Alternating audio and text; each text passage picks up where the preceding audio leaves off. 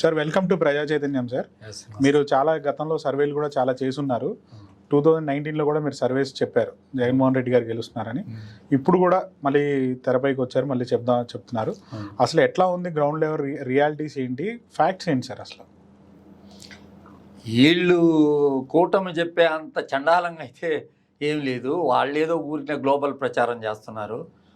ఎక్కువ పోల్ అయిపోయింది, జగన్మోహన్ రెడ్డి గెలవడు, మేమేను మాకు 135 వస్తాయి 160 వస్తాయి అని ప్రచారాలు, అబద్ధ ప్రచారాలు చెప్తున్నారు. కానీ గ్రౌండ్ రియాలిటీ అది కాదు. గ్రౌండ్ రియాలిటీ ఒరిజినల్ గ్రౌండ్ రియాలిటీలో జగన్కే ఎక్కువగా పేద బడుగు వర్గాలు ఎవరైతే స్కీమ్స్ అంతా కూడా పొందున్నారో వాళ్ళందరూ కూడా అది పనిగా మన ఇంటి సొంత కార్యంలాగా, అంటే ఎలాగ మనం పండగలు చేసుకుంటామో ఆరాగా ఓట్ల పండగ అనేది వాళ్ళు జరుపుకొని వచ్చి జగన్కి వాళ్ళ యొక్క సంఘీభావం తెలిపి వాళ్ళ యొక్క అభిమానాన్ని ఆ రకంగా చాటారు. దీనికి ప్రధానమైన కారణం జగన్ చేసిన సోషల్ ఇంజనీరింగ్ అయితే అదేవిధంగా వాలంటరీ వ్యవస్థ, గ్రామ సచివాలయ వ్యవస్థ, వీటి వల్ల ఏంటంటే ప్రభుత్వంలో పారదర్శకత, అంతకుముందు లంచాలు ఇవ్వాల్సిన వ్యవస్థలో లేకుండా ఉన్న కారణంగా బడుగు వర్గాల ప్రజలందరిలో కూడా ఎవరన్నా చెప్తే ఎవరన్నా ఊరిని అట్టించుడు, ఏరే ఊరోళ్ళు, అక్కడ ఉన్నోళ్ళు ఇక్కడ ఉన్నోళ్ళు అది ఇది ఊరిని చెప్పచ్చు. కానీ చెప్పినంత మాత్రాన నమ్మేవాళ్ళు పెద్ద ప్రజలు ఉండరు అని చెప్పవచ్చు. తప్పకుండా జగన్మోహన్ రెడ్డి గారు ఏంటంటే ఆయన చేపట్టిన ఈ యొక్క మహాయజ్ఞంలో తప్పకుండా సఫలీకృతుడు అవుతాడు. తప్పకుండా రేపు జరిగే కౌంటింగ్ 4వ తారీఖు జరుగుతుంది కాబట్టి ఆ 4వ తారీఖు చూస్తారు అందరూ. జగన్ గారు చెప్పినట్టు దేశంలోనే ఒక ఆదర్శప్రాయమైన ముఖ్యమంత్రిగా ఆయన నిలిచేదానికోసం ఆస్కారం ఉంది. ఎలాగంటే ఈ వాలంటరీ వ్యవస్థ వల్ల ఇలాగ ఒక 50 హౌసెస్కి ఒక మనుషుల్ని పెట్టి మన స్కీములు, ఇప్పుడు నరేంద్ర మోడీ కొన్ని స్కీములు ఉన్నాయి. ఊరికే మనం రోడ్లో పోతే బోట్లు చూస్తామే కానీ అవి ఎవరికి వస్తున్నాయో ఏం జరుగుతున్నాయో ఏం తెలియదు కదా. అట్లా దేశవ్యాప్తంగా కూడా ఈ వాలంటరీ వ్యవస్థకి ఒక మార్గదర్శి జగన్మోహన్ రెడ్డి గారు అవుతారని తెలుస్తుంది. ఎందుకంటే ఇప్పుడు గతంలో మీరు క్యాండిడేట్లందరిని కూడా మార్చినప్పుడు ఇక్కడ వాళ్ళని అక్కడ మారుస్తారా, అక్కడ వాళ్ళని ఇక్కడ మారుస్తారా అని మాట్లాడడం జరిగింది. అది కాదు. నిజంగా నాయకుడు ప్రజాసేవ తప్పకుండా ప్రజలకు అందే విధంగా చేసిన నాయకుడు క్యాండిడేట్లు అనేవాళ్ళు పెద్ద లెక్క కాదు. గుర్తు ఆ నాయకుడి యొక్క మనసు, ఆ నాయకుడు వాళ్ళ గుండెల్లో ఉంటే ఎవరు ఎక్కడైనా నిలబడచ్చు. ఇది గతంలో ఇందిరాగాంధీ కూడా ఆ కాలంలో ఎవరిని తెలియని వాళ్ళందరినీ కూడా ఎక్కడంటే అక్కడ నిలబట్టి గెలిపించిన దాఖలాలు ఆ కాలంలో ఉన్నది. కాబట్టి ఏంటంటే నాయకుడిగా జగన్మోహన్ రెడ్డికి సఫలీకృతుడు అయ్యాడు. పేద బడుగు వర్గాల గుండెల్లో ఉంటాడు. ఈ రాజధాని, ఈ జనాలు, ఈ గొడవలు ఇవన్నీ ఏంటంటే ఇది ఫస్ట్ నుంచి కూడా చెప్తుంటే ఈ రాజధాని గొడవలు అనేది 10 మందికి ఉపయోగపడే విధంగా ఉండాలని చెప్పి జగన్మోహన్ రెడ్డి గారు చెప్పింది కరెక్టు. రోడ్డు మీద మంగళగిరి రోడ్డు మీద దిగి లోపలికి 40 కిలోమీటర్లు పోతే రాజధాని ఉంటే అక్కడ పోయిన తర్వాత ఏమి దొరక్క అసలు అభివృద్ధి అని అన్నాడు. ఏం అభివృద్ధి చెందింది? ఇండస్ట్రియల్ అభివృద్ధి ఏదైనా చెందిందా? ఇది తెచ్చామంటారు. ఎక్కడ తెచ్చారు? మీరు తెచ్చిన 1, 2 ఏదైనా ఉంటే వైజాగ్లోనే తెచ్చారు. ఇప్పుడు జగన్ గారు వైజాగ్నే నేను డెవలప్ చేయాలనుకుంటున్నాను, రాజధాని చేయాలని అనుకుంటున్నాను. కాబట్టి ఆ ప్రాంతం ఇతోధికంగా పెరిగేదానికి అవకాశం ఉంది. తప్పకుండా ఏంటంటే ఎక్కడ పోర్ట్స్ ఉంటాయో ఆ నగరాలన్నీ కూడా ఈ దేశంలో ఇప్పుడు గుజరాత్ అయితే ఇతరత్ర అన్నీ కూడా పెరిగేదానికోసం అదే కారణం. కాబట్టి వైజాగ్ రాజధాని చేస్తానని చెప్పి ఆయన చెప్పడంలో ఏ విధమైన తప్పులేదు. కేవలం రియల్ ఎస్టేట్ వ్యాపారం కోసం అమరావతి అనే దాన్ని పెట్టి అక్కడ అది ఇది చేసి పరిస్థితి అంతా చేశాడు. ఇంకా మీరు ఇప్పుడు గ్రౌండ్లో తిరిగారా? గ్రౌండ్లో తిరిగాను సార్. ఎన్ని కాన్స్టిట్యున్సీస్ తిరుగుంటాయి సార్? నేను నెల్లూరు, అంటే నెల్లూరులో హడావిడి ఎక్కువగా చేస్తున్నారు కదా. హడావిడి రెడ్డి గారికి ఆయన ప్రభాకర్ రెడ్డి గారు. అసలు అక్కడ గ్రౌండ్ లెవెల్ రియాలిటీ ఏంటి సార్? గ్రౌండ్ లెవెల్ రియాలిటీ ఏంటంటే యాక్చువల్గా ఓటర్లు అందరూ కూడా జగన్ వైపే ఉన్నారు. ఇది ఊరికే చెప్పుకునేదానికి, ఊరికే హంగామా, ఊరికే అది ఇది, ఊరికే ఆయన ప్రభాకర్ రెడ్డి క్యాష్ ఫ్లోయింగ్ ఉంటుంది కదా. క్లాష్ ఫ్లోయింగ్లో ఏంటంటే ఇంకా నెల్లూరు అంటే ఇంకా మీకు చెప్పేది ఏముంది, ఏదో ఊరిని అయ్యా గొప్ప అది ఇది అని ఏదో చెప్తారు, ఏదో చేస్తారు. నాకు తెలిసి నెల్లూరులో లాస్ట్ టైం 10 స్థానాలు వచ్చినాయి. ఈసారి ఒక 7 రావచ్చు. ఎందుకంటే కొంచెం అది ఒక ప్రసాద్ రావు నిలబడ్డాడు కదా గూడూరు, ఆ కాన్స్టిట్యున్సీ సునీల్ అని ఒక అతను ఉన్నాడు. అతను ఆ పక్కన లాస్ట్ టైం 7 అసెంబ్లీ కాన్స్టిట్యున్సీల్లో 30,000 పైన మెజారిటీ ఉంది. 20,000 30,000 పైనే ఉంది. దాని డిస్కషన్ కూడా చేస్తే 30,000 ఉంటే ఇప్పుడు ఎంత యాంటీ ఇన్కంబెన్సీ ఉంటే 79 స్థానాల్లో 30,000 పైన ఉండే స్థానాలు చాలా 79 ఉన్నాయి. ఈ 79 స్థానాల్లో ఎంత యాంటీ ఇన్కంబెన్సీ ఉంటే ఎన్ని ఓట్లు పోతే వాళ్ళు ఓడిపోతారు చెప్పాలి ప్రతిపక్షాలు. దీనికి సమాధానం చెప్పాల్సినంత అవసరం. అసలు వ్యతిరేకత అనేది ఎందుకు వచ్చింది అసలు జగన్మోహన్ రెడ్డి మీద? జగన్మోహన్ రెడ్డి మీద అసలు వ్యతిరేకత అనేది వీళ్ళు చెప్పేదే కదా. మా జనంలో ఎందుకు ఎవరికి అందాల్సింది వాళ్ళకి అందుతుంది. ఇంకా మందు తాగే వాళ్ళు అంటే ఎవరు మధ్యతరగతి వాళ్ళు ఏదో కాస్ట్లీ మందు తాగుతారు. పేదవాళ్ళు మామూలు మందు, మామూలు మందు దొరుకుతుంది. మందు తాగే వాళ్ళ పర్సంటేజ్ ఎంతమంది ఉంటారు? వీళ్ళు చెప్పినట్టు మందు తాగే వాళ్ళకి ఇబ్బంది అయిపోతుంది అని అంటే వాళ్ళు ఎంతమంది ఉంటారు? వాళ్ళ భార్యలకి డబ్బు విపరీతంగా వస్తుంది కదా. వాళ్ళ భార్యల పేరుతో ఇళ్ళు అయితేమి స్థలాలు అయితేమి అన్నీ కూడా జగన్మోహన్ రెడ్డి గారు సమకూర్చారు కదా.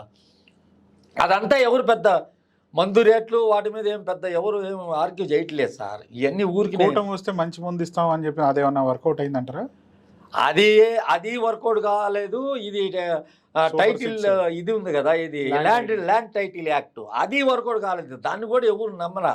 అది యాక్చువల్గా ఆ స్కీము బీజేపీ ప్రభుత్వం అదే నీతి ఆయోగ్ వాళ్ళు పెట్టితే అసెంబ్లీలో చర్చ జరిగినప్పుడు పయ్యావులు కేశవే చెప్పున్నాడు కదా, అది మంచిది అది ఇది అని చెప్పున్నాడు కదా. అవన్నీ ట్రోల్ అవుతున్నాయి కదా ప్రస్తుతం.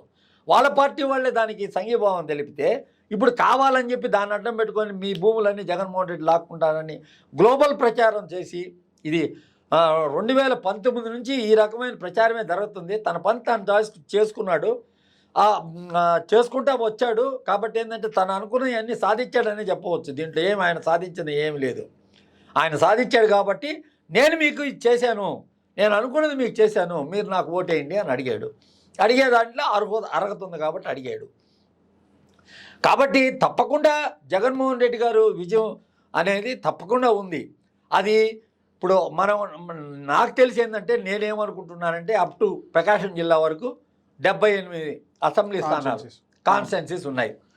ఇక్కడ ఒక 55-60 మధ్యలో వస్తే ఆ తర్వాత 97లో మిగతా ఏదైనా వచ్చి 90 నుంచి 110 మధ్యలో వచ్చి మళ్ళీ తిరిగి ముఖ్యమంత్రి అవుతాడు అనుకున్నా. కానీ జగన్మోహన్ రెడ్డి గారు చూపించిన కాన్ఫిడెన్స్ చూసిన తర్వాత, ఆయన అంచనాలు చూసిన తర్వాత ఇంకా ఎక్కువ అంచనాలు ఆయనకి ఏమన్నా రిపోర్ట్ ఉందేమో అని. ఇది మా జనరల్ రిపోర్టు. నేను పోయినసారి కూడా 2019లో 110 వస్తుంది అని అన్నా. 110 దాకా వస్తాయి జగన్మోహన్ రెడ్డికి అని నేను చెప్పా. కానీ ఏంటంటే చాలా మార్జిన్ ఈ జనసేన వల్ల 42 స్థానాలు టీడీపీ కోల్పోయింది. ఓట్స్ వీళ్ళు నిలబడిన దాని వల్ల వాళ్ళకు వచ్చిన ఓట్లు టీడీపీకి వచ్చిన ఓట్లు కలిపితే మనకు కొంచెం తక్కువ ఉన్నాయి. వైఎస్ఆర్సీపీకి కొంచెం తక్కువ ఉన్నాయి. వాటిల్లో 42 స్థానాలు ఉన్నాయన్నమాట. ఈస్ట్ వెస్ట్ కృష్ణ అక్కడంతా. జనసేన ప్రభావం ఎట్లా ఉందంటారు అసలు ఎలక్షన్లో?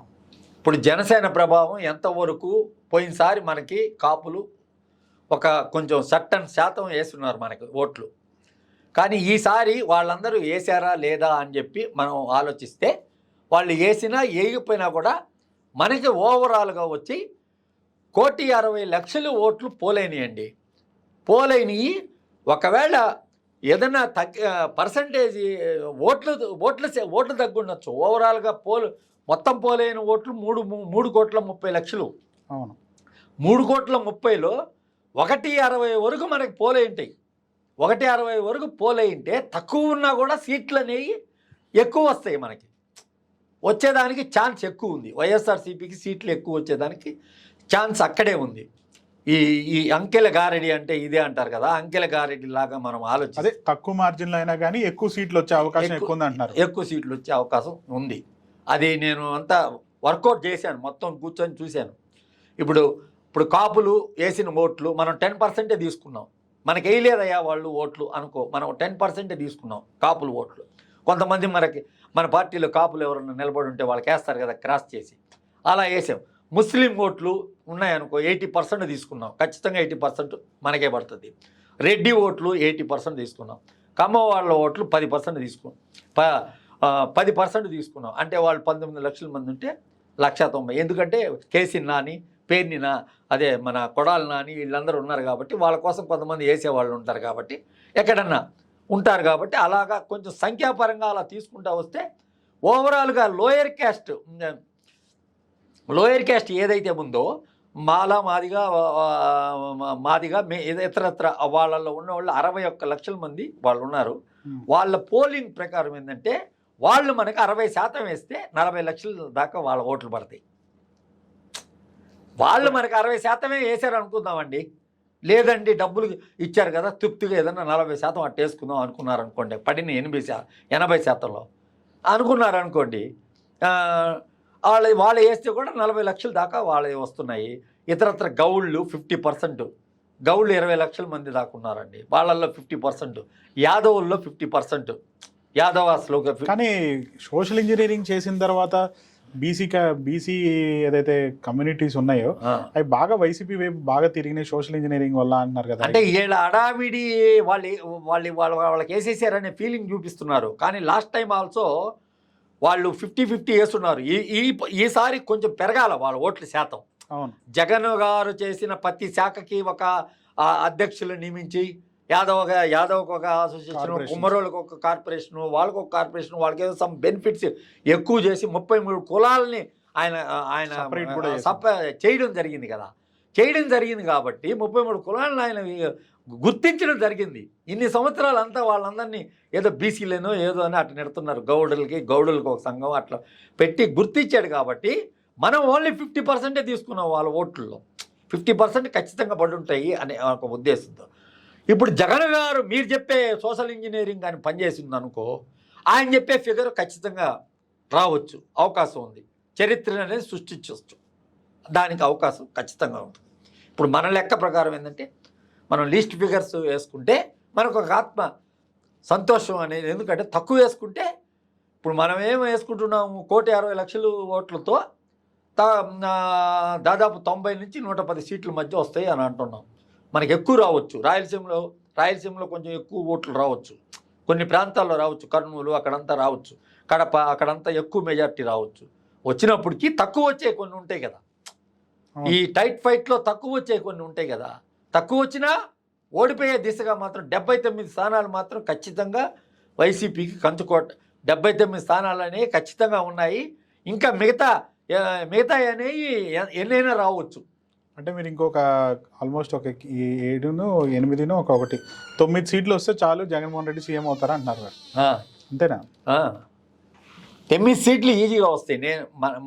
మనకి లెక్క ప్రకారం వచ్చేసి లాస్ట్ టైము విజయనగరంలో 30,000 పైన వచ్చిన వాళ్ళు ఉన్నారు. రూరల్ ప్రాంతం ఉంది కదండి ఎక్కువగా. అవును, రూరల్ ప్రాంతం ఇప్పుడు అరకు గిరకు ఆడంతా ఈ టీడీపీ ఎవరు ఎయిర్ ఓట్లు. అరకు అక్కడే పాడేరు, అరకు, ఎస్కోట అవన్నీ ఉన్నాయి కదా. అక్కడంతా ఇప్పుడు మన ఇదే మినిస్టర్ నిలబడిన కాన్స్టిట్యున్సీ సాలూరు ఇవన్నీ వచ్చి అక్కడంతా ఈ టీడీపీకి ఓటు పడవు. అది అట్లే డైవర్ట్ అయిపోయింది అనమాట కాంగ్రెస్ ఓటు. అది అట్లే రాజశేఖర రెడ్డి గారు చేసిన మంచి కార్యక్రమాల వల్ల అది అట్లే జగన్మోహన్ రెడ్డి గారిని ఆకర్షితులైపోయింది. లాస్ట్ టైమే అక్కడ 50,000 70,000 ఓట్లతో గెలుస్తున్నారు. కాబట్టి ఏంటంటే ఆ ప్రాంతం అంతా రూరల్, అటు చింతలపూడి, అక్కడ గోపాలపురం అవన్నీ తీసుకుంటే ఆ బెల్ట్ మొత్తం వైఎస్ఆర్సీపీ హవా ఉంది, ఫుల్ హవా. మీరు అనేది ఎస్టీ కాన్స్టిట్యున్సీస్ మేజర్గా, ఎస్టీ కాన్స్టిట్యున్సీలు, ఎస్సీ కాన్స్టిట్యున్సీలు మేజర్గా. పామర్రు ఇవన్నీ ఉన్నాయి కదా, ఇవన్నీ ఎస్సీ కాన్స్టిట్యున్సీ కదా పామర్రు. ఇవన్నీ వాటిల్లో కొంచెం ఉంటుందన్నమాట. ఉంటుంది. గుంటూరు జిల్లాలో మన మాచర్ల, నరసరావుపేట, గురజాల ఇవన్నీ ఖచ్చితంగా గెలిచే కాన్స్టిట్యున్సీలే. అక్కడ స్ట్రాంగ్ వైఎస్ఆర్సీపీ ఓట్ బేస్ ఉంది. కాబట్టి కృష్ణా జిల్లాలో మనం చెప్పాలంటే ఇప్పుడు సిటీలో పోయినసారి తక్కువగా గెలిచినాడు, మల్లాది విష్ణు తక్కువతో గెలిచాడు. కృష్ణా జిల్లాలో కొంచెం ఏదన్నా సీట్లు వాళ్ళకి కొంచెం 4 కనిపించవచ్చు అట్లా. ఇప్పుడు మంగళగిరిలో పోయినసారి 5,000 కదా మన రామకృష్ణారెడ్డి. అతనికి ఏదన్నా వర్కౌట్. ఇప్పుడు ఆ అమ్మాయి నిలబడింది కదా, లావణ్య అనే అమ్మాయి, ఆ లావణ్య అనే అమ్మాయి సరిగా వర్కౌట్ చేయలేదనుకో, ఆమెను చూసి సాలీలు కానీ ఓట్లు అట్లే స్టాంపింగ్ లాగా వేయలేదనుకో, అప్పుడు లోకేష్ 5,000 కదా లాస్ట్ టైం ఉన్న మెజార్టీ. ఆ 5,000ని ఎట్లా క్యాచ్ చేసే దానికి ఆస్కారం ఉంటుంది కదా అట్ట. ఇంకొక మేజర్ కన్సర్న్ వచ్చేసి మీరు ఇప్పుడు స్టాట్స్ 1,60,60,00,000 చెప్తున్నారు. అవును సార్. మొత్తం పోలైంది 3,33,00,000 అప్రాక్సిమేట్గా పోలైంది. టీడీపీకి ఎంత షేర్ వచ్చి ఉంటుంది, వైసీపీకి ఎంత షేర్ వచ్చి ఉంటుంది? షేర్ అంటే ఇప్పుడు షర్మిల ఉంది కదా, షర్మిల వచ్చి ఇప్పుడు మామూలుగా ప్రతి కాన్స్టిట్యున్సీలో 175 కాన్స్టిట్యున్సీలో లాస్ట్ టైం 2,000 అట్లా పడి ఉన్నాయి దానికి, అదే కాంగ్రెస్కి 3.5 లక్ష. ఇప్పుడు వైసీపీ నుంచి కొన్ని ఓట్లు, టీడీపీ నుంచి కొన్ని ఓట్లు షర్మిల తీసుకెళ్ళిపోద్ది.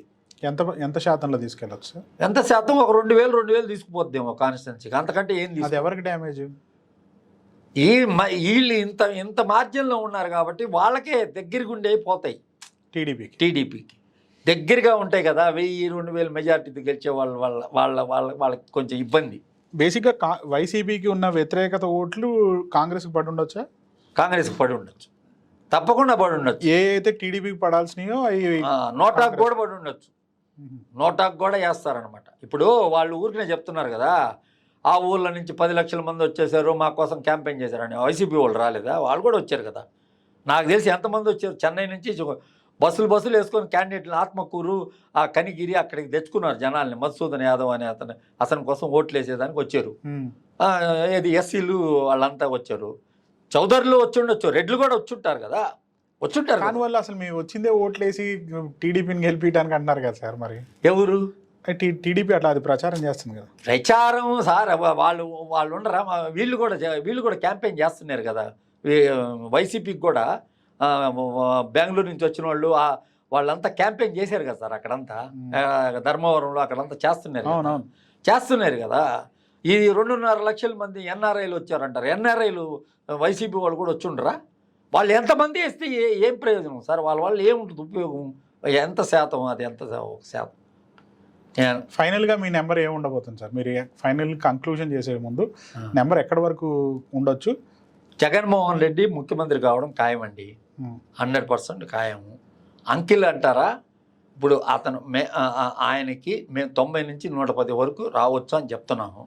ఆయన అనుకునే అన్నీ జరిగి అక్కడ కానీ సోషల్ ఇంజనీరింగ్ కానీ సక్సెస్ అయితే ఆయన అనుకున్న ఫిగరు ఇంకా మొన్న వచ్చిన 151 కాకుండా ఇంకా ఎక్కువ వచ్చేదానికి కూడా ఆస్కారం ఉంటుంది.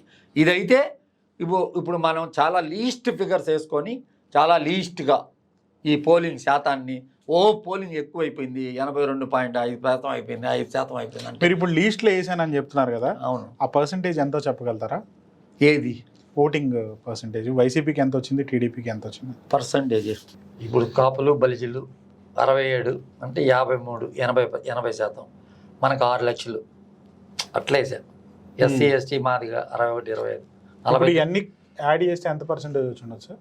అంటే ఎక్కువ ఓట్లు పోలేని కాబట్టి ఆ 52% నేను వేసుకున్నా. లాస్ట్ టైం జగన్ గారికి 49.96 వచ్చినాయి, 1,70,00,000 ఓట్లు వచ్చినాయి, 1,70,000 వచ్చినాయి 2019లో, 1,70,00,000 వచ్చినాయి. పోయినసారి చూడండి, రెడ్డీస్ వచ్చి 71% మంది వేస్తున్నారు, కాపులు వచ్చి 47% వేసారు వైఎస్ఆర్సీపీకి ఓట్లు.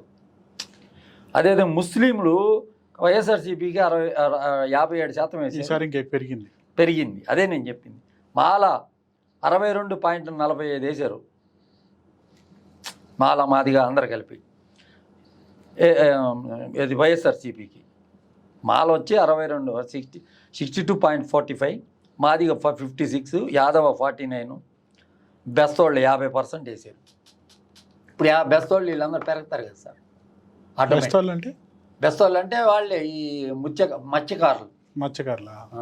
వాళ్ళల్లో యానాదోళ్ళు కూడా ఉంటారు. అవును, చీరాలు ఎక్కువ వాళ్ళు.